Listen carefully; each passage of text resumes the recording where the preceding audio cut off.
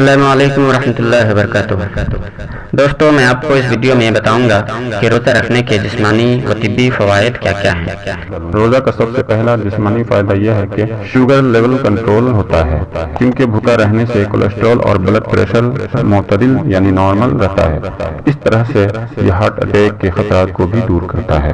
دوسرا بڑا فائدہ یہ ہے کہ روزہ رکھنے سے معدہ کی خرابیاں اور بیماریاں دور ہوتی ہیں اور نظام ہضم بہتر ہوتا ہے۔ اس طرح بہت سی بیماریوں سے نجات مل جاتی ہے۔ تیسرا فائدہ دل کو سکون ملتا ہے، کیونکہ روزہ کی حالت میں بلڈ سرکولیشن یا بلڈ پریشر کم ہوتا ہے۔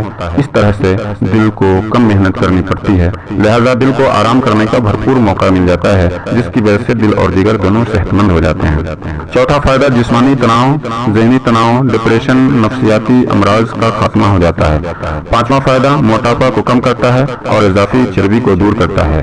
چھٹا فائدہ یہ بے اولاد خواتین میں حاملہ ہونے کے امکانات کو بہت زیادہ بڑھا دیتا ہے۔ تقابلی طور پر روزہ دار کا مدافعاتی نظام دوسروں سے زیادہ مضبوط ہوتا ہے۔ آٹھواں فائدہ انسان منفی خیالات سے دور رہتا ہے اور اس کا ذہن برے خیالات سے پاکیزہ ہو جاتا ہے۔ نواں فائدہ انسولین کے استعمال میں کمی واقع ہو جاتی ہے۔ دسواں فائدہ جگر کے ارد گرد جمع ہونے والی چربی کم ہو جاتی ہے۔ گیارہواں فائدہ سینے اور جلد کے کینسر کے خطرات بھی بہت کم ہو جاتے ہیں۔ بارہواں فائدہ اعصابی عوارض بہتر ہو جاتے ہیں۔